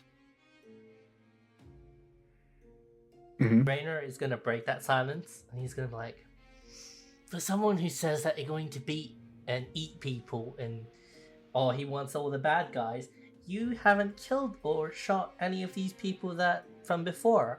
I mean, the bird guy, you didn't get him, and the guy before that, those armor things, you didn't do that either, did you? And he's going to look over to Raina with just wide eyes, as if to say, what the hell are you doing? I mean, Gorda got the last one. He growls and he lunges towards you right off the chair, and he is going to try and bite into you. Okay. This breaks out a whole full brouhaha. This is an 18 versus AC. Okay, so he's taking a chunk out of you. You're both on the ground, Okay. and he's biting into your shoulder. And you don't think, like, on how smart and clever and wily you have been your whole life. You've felt pain, but nothing like this. Nothing like another person biting into you with razor sharp teeth into your shoulder, and you can feel the blood beginning to sort of like not pour, but beginning to drip down onto you as the guards now spring into action and separate the both of you. And you can see one guard, one of the guards are just holding you by two hands, like almost 2 times your size, and 2 other guards have to hold on to the bloodletter, and he is screaming and yelling, "I'll kill you!" It's like blood is dripping down from his face, and as he's screaming, the door opens.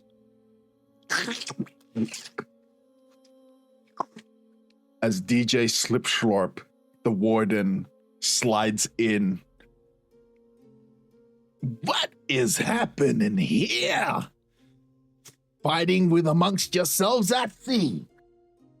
It's just this beast.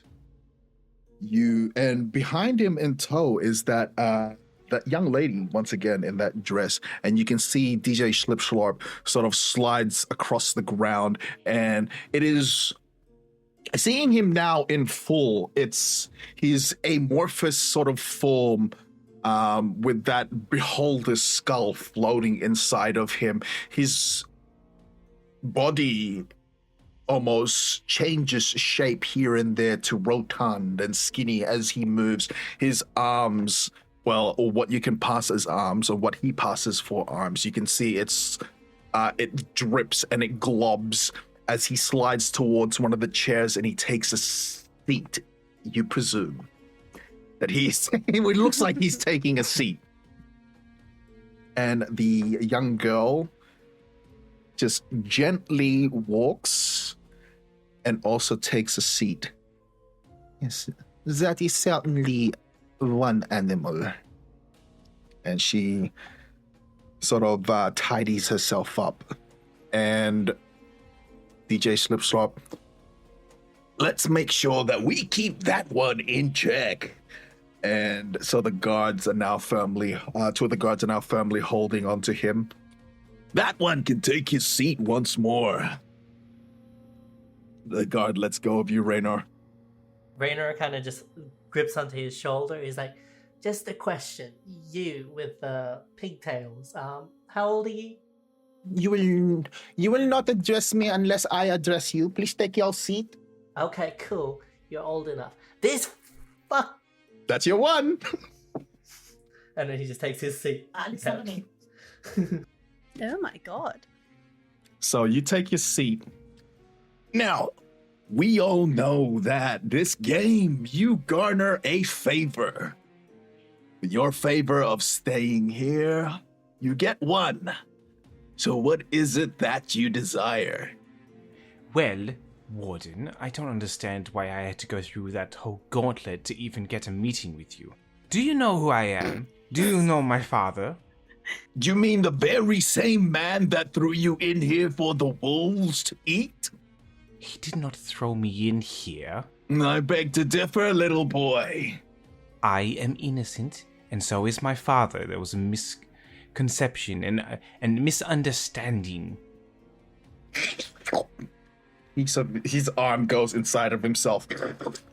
Ew. Pulls out a clipboard. Other hand goes inside himself. Comes out with glasses.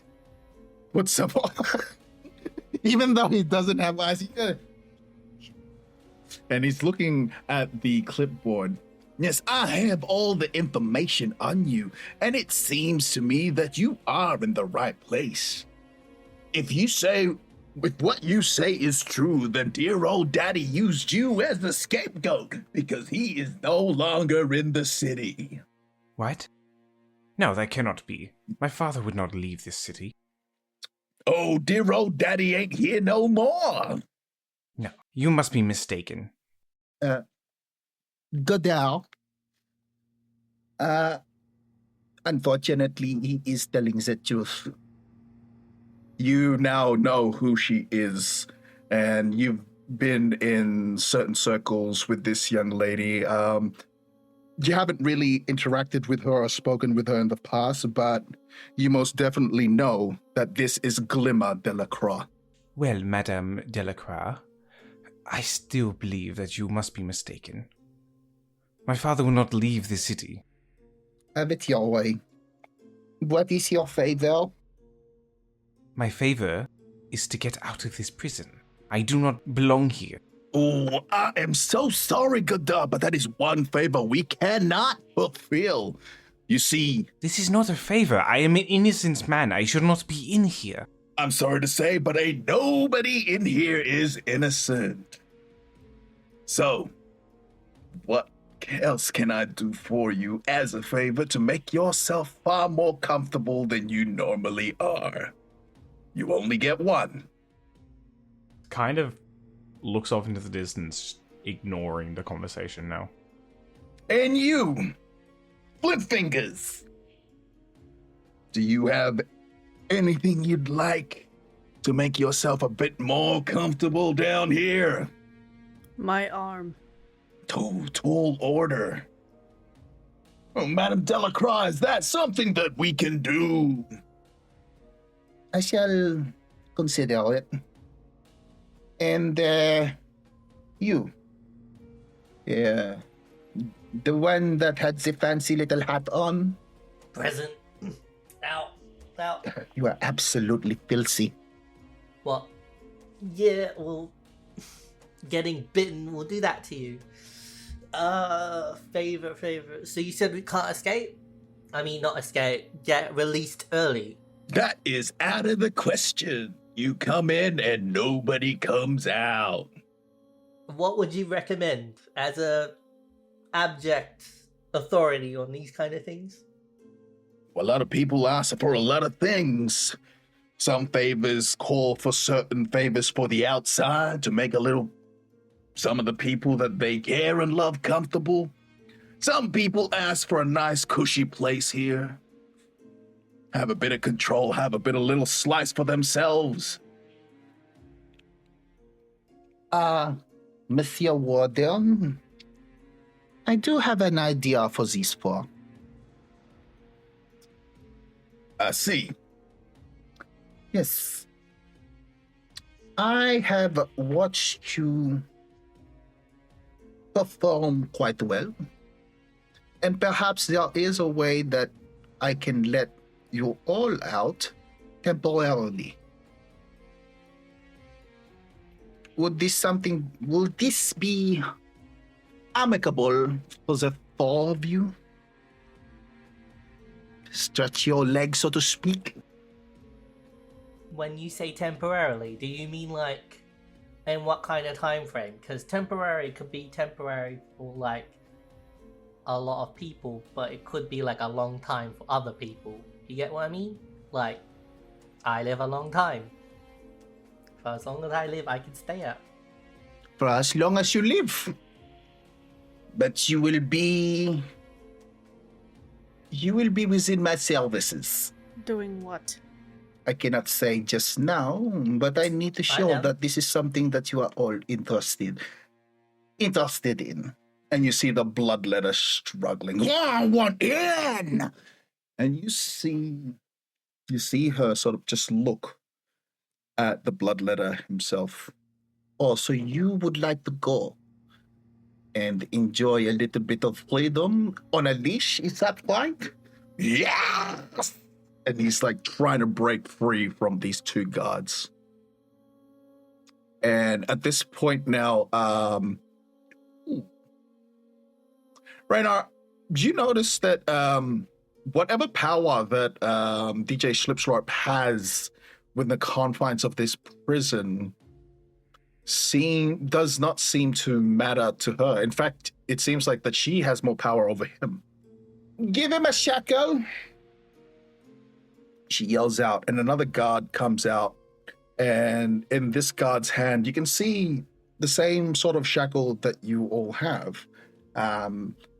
You see this guard now removes the original shackle from the bloodletter and now places the new one onto him. This more or less does the same, but it will keep you well under control. Monsieur Bloodletter, was it? Yes, I will do anything. Yes, well, let me just say that your behavior and the way that you performed was not to my liking. And what I would like you to do is die. And she waves her hand,